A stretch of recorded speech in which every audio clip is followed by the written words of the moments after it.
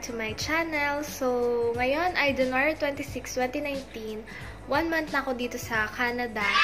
And, doon sa mga nagtatanong ko, kamusta na daw ako, kamusta daw ang buhay dito sa Canada. So, yan. Ginawa ko tong video para pakita sa inyo kung ano nga ba mga pinagdadaanan ko dito. Charot. Hindi, kung paano nga ba ang buhay dito sa Canada. So, please keep on watching. Number 1 ay weather. So, syempre, kung sa Pilipinas, kaya natin lumabas ng naka-shorts, naka-crop top, naka-palda, naka-sleeveless, kahit may tamang kilikili natin. So, dito sa Canada, syempre, hindi man pwede na ganon. Well, pwede naman. Depende kung kaya mo magtagal ng ganon. Nasa labas ka. Tapos, ayun. So, syempre dito, kailangan ilabas mo ang pangmalakasan mo jacket. So, ayan. Yun yung sa weather. Syempre, kailangan mag-adjust dahil sobrang lamig na. Lalo na ngayon na nagpunta ka dito, December. So, yung season ay winter. So, ayan. Yun yung number 1. Weather. Whether you like it or not. Ganito talaga. Malamig talaga dito sa Canada.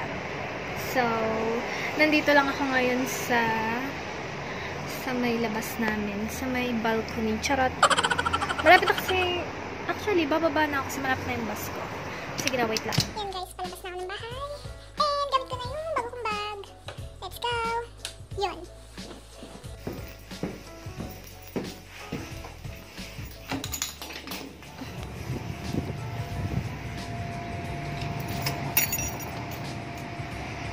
Hi guys! Nandito na ako ngayon sa labas. And maglalakad na ako. Oh my God. Pupunta sa bus stop. Charot. Doon ako nag-aantay. Syempre, ng bus. Malamang. So, ayan. Ayan guys, dyan yung apartment namin. Ayan. Puro mga Pinoy din yung kasama namin dyan. Oops! So ngayon, buti naman walang snow. Kasi kung hindi, lalamigin na naman tayo ng best. Wait, guys, kita niya yan, yung ganyang yellow. Sobrang dulas niyan. Kailangan mo iwasan mga ganyang uri ng yellow. So ayan, dito, ayan. Antayin natin yung bus 39. Guys, tapos doon naman sa mode of transportation. So, syempre, kung wala kang kotse, kailangan mo mag-take ng bus. So, ito yung bus na sinasabi ko sa inyo. $78 siya. Nasaan? Wait lang. Ayan, $78 siya. Good for 1 month lang. So, ito yung pinapakita sa driver ng bus. Pagsakay mo ng bus, pakita mo sa driver. Tapos yun. So, computing nyo, $78 times 39. So, yun yung kailangan yung ipunin buwan-buwan para makasakay ka ng bus. So, mahirap kapag walang kotse, best. Kaya bukas, bibili na ako. Charot. so yun guys, yun yung isa sa mahirap dito kasi pag wala kang kotse, kailangan mo mag-antay nga ng bus. Yung bus, dumadaan sila 30 minutes, every 30 minutes. Tapos pag gabi, every 1 hour naman sila. So, ayun, kailangan mo lagi mag-antay. Paano nga pag malamig ikaw? Ikaw ay katal na din sa labas. So, yun yung isa dito sa mahirap pag wala kang sasakyan. Tulad ngayon. Pero makikita mo naman, pwede ka mag-download ng app na Transit. Makikita mo kapag padating na ang bus kung walang minutes na lang. So, yun ngayon sa akin, 4 minutes lang yata, dadating na.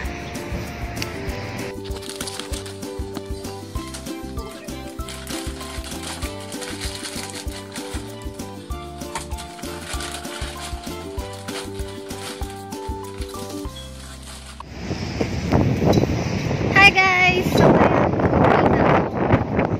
lamig ha!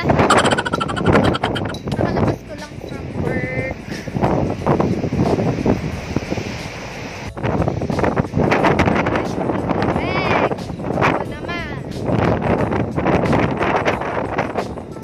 It's already 8:20 PM.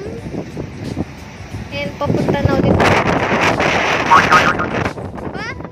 Dala ng hangin. Guys. Meron ditong parang waiting area. So, punta ka dito sa sulok para hindi ka masyadong malamigan. Tapos yan, antayin natin ng bus dumaan. 39 ulit yung sasakyan kong bus. Ayan guys, doon ako nag-work sa Swiss Chalet. Yan, restaurant siya. So, ako kasi Naka-assign ako sa sa host or hostess. Kami yung nag-greet sa customer, nag-ask sa kanila kung saan silang table upo. Tapos, kanina, na-assign ako sa pantry. Nag-training ako doon. First day of training ko doon, sa pantry ako. Okay naman, nakakalito nga lang. Kasi doon ikaw gagawa ng mga salad, kung mga cake, mga dessert, ikaw ganyan yun. Okay naman. guys, so after ng weather tsaka mode of transportation, nakalimutan ko kasi isingit yung about sa time.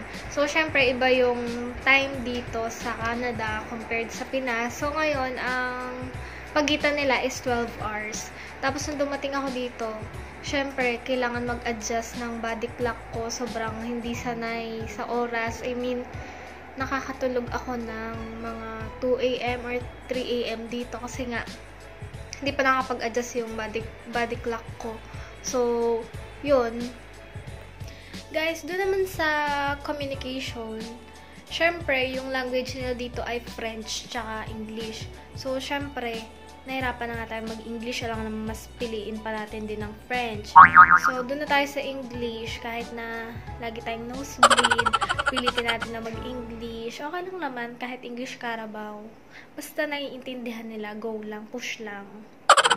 Hi guys! So, ayan, nag-antay lang ako dito sa labas.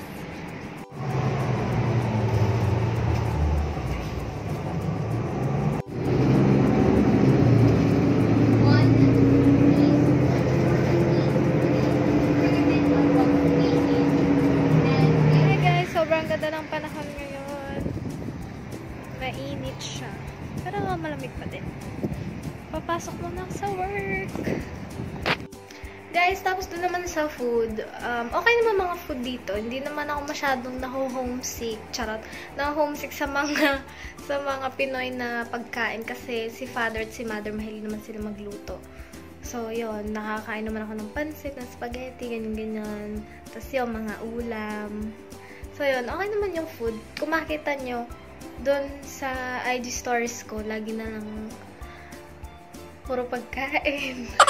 Kaya nananaba ng mga pisngi natin.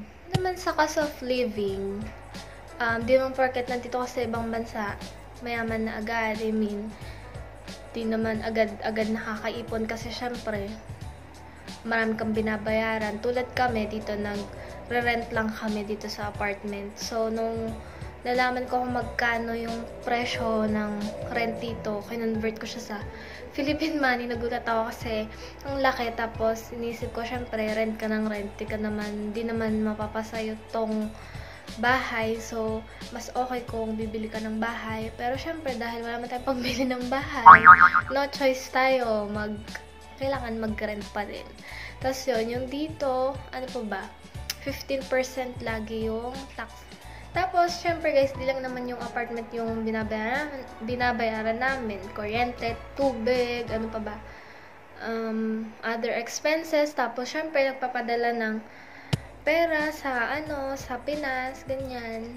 So, syempre, kailangan mo talagang magsipag sa work para makapag-ipon. Tapos, speaking of work, dito naman, sa Canada, marami namang pwedeng pagtrabahuhan. I mean, ang pinaka-in-demand na trabaho dito sa Canada ay ang magtinda ng banana ice. Charot. Kasi paglabas ng bahay, marami ng yelo. So, ang puhunan mo lang ay saging or kaya mais con yelo. Hindi, joke lang. So, work, marami namang pwedeng pasukan na work dito. Kailangan nga lang, syempre, maalam ka mag-English kasi yun talaga number one. Dapat maalam ka makipag-communicate sa kanila. So, syempre, English nga dapat. Tapos, yun. Hi guys! Nakalimutan kong sabihin sa inyo na kapag umattend nga pala kayo ng Pre-Departure Orientation Seminar or yung PDOS, bibigyan kayo nitong handbook na to, A Guide for Filipinos Migrating to Canada. So, dito sa handbook na to, makikita mo yung mga information simula kapag aalis ka pa lang ng bansa hanggang sa makarating ka dito sa Canada. So dito sa handbook na to, i-discuss yung about sa housing, sa employment, itong pagkuha ng social insurance number na kumbaga sa atin ito ay TIN number, mga SSS ganon. Tapos yan, di-discuss din dito yung schooling, healthcare, transportation, lahat ng about sa Canadian way of life. So itong handbook na to ay maganda din na basahin kasi marami ka rin makukuhang information dito. Tulad nito, ito yung na-discuss ko sa inyo na nung dumating ako dito, winter yung season. Siya ay for the month of December, January, and February. Basta maraming information dito. Ayan, about sa government, sa economy ng Canada. Tapos, ito yung sa mga kakailangan mong documents bago ka mag-travel, nakalagay din dito. Yan, hanggang sa makarating ka dito. Ayun, dito sa sa housing, nakalagay din dito, yung how much will it cost when it comes to renting an apartment or a house. So, ayan.